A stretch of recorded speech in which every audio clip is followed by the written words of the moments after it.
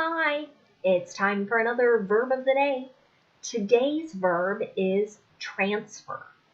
Let's take a look at some of the definitions or ways that we can use this verb.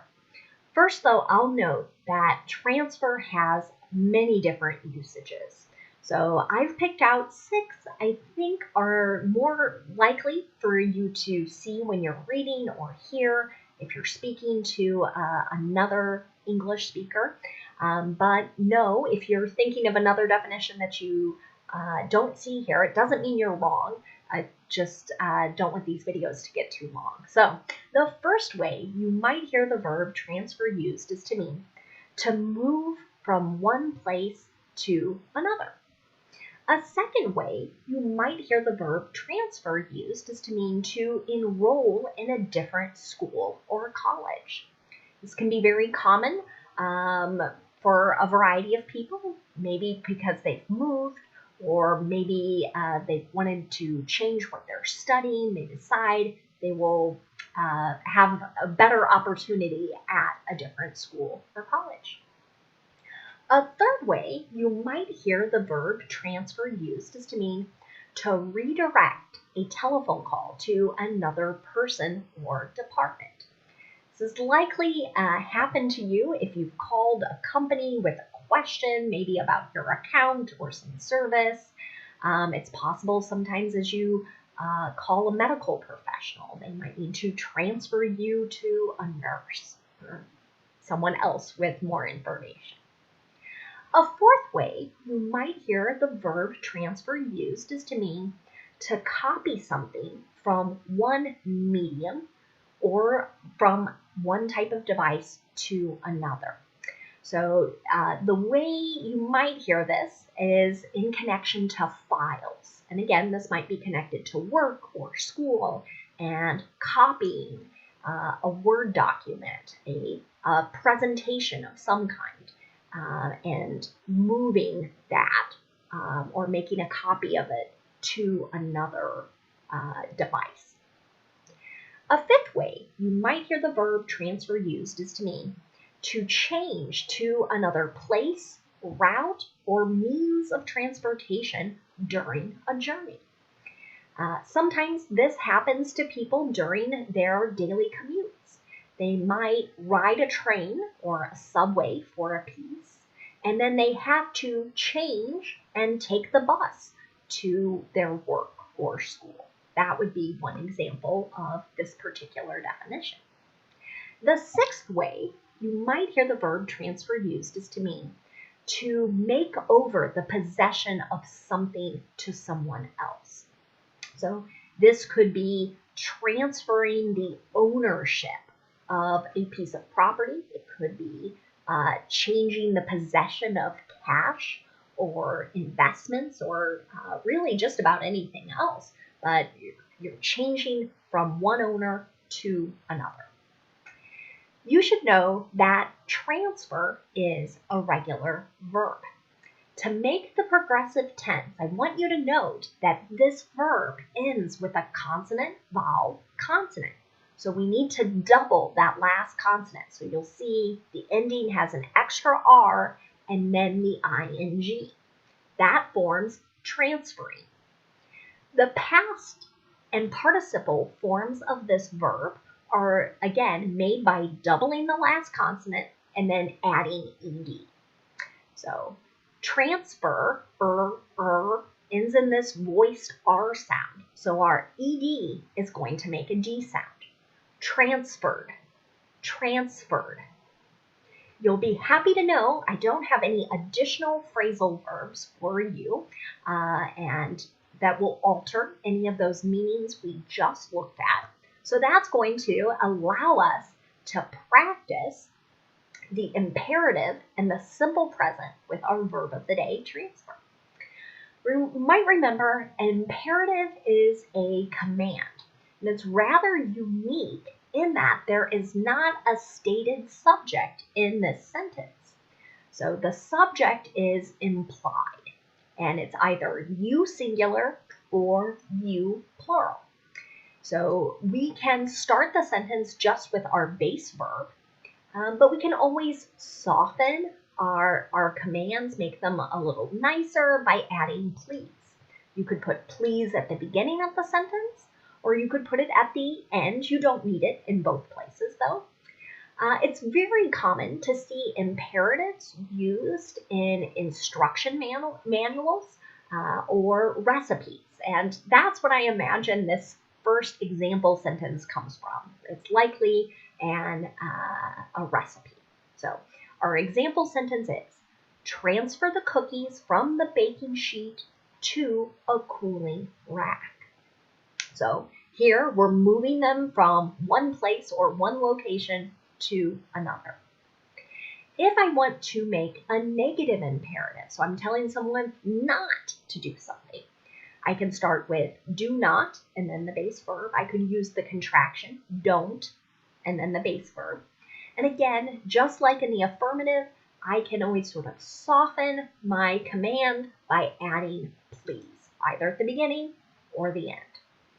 So this next example comes from a news article in the last 2 weeks. As you might know, different parts of the United States are really struggling with the number of patients who have contracted COVID-19 and need to be hospitalized. There are many hospitals in California, for example, where they have no more space. And ambulances are backed up trying to transfer or move patients. And unfortunately, some organizations are now telling the emergency workers this negative imperative. Don't transfer patients with a low survival rate. And this sentence makes me very sad. Because what it means is some people are going to be sort of left at their homes or other places and will likely pass away from this awful virus.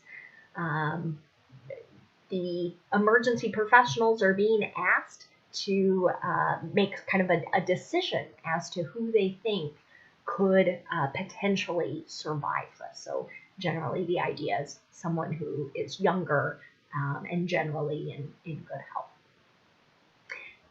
There are no questions in the imperative, so you'll see that blacked out, and we'll just move on to the simple present. We use the simple present to talk about habits and routines. We also use it to discuss facts. And the one thing you want to remember about making an affirmative sentence in the simple present is that if your subject is I, you, we, or they, just use the base verb. No spelling changes. But if the subject is he, she, or it, you need to add an S to the base verb. And you'll see that in the example here. When he travels to New York, he usually transfers in Chicago. So again, this is his habit, his routine. That's why we're using the simple present. What might be suggested here is that this is a flight. So he's flying from one place to Chicago, then changing planes and flying on to New York. Now, if I want to make a negative sentence in the simple present, I can use do not in the base verb or does not in the base verb. You might hear native speakers use the contractions doesn't or don't. Here's an example. This app doesn't transfer money. Finally, if I want to make a yes or no question in the simple present, I'm going to start with do or does, then I'll have my subject, and then the base verb. As an example, do many college students transfer schools?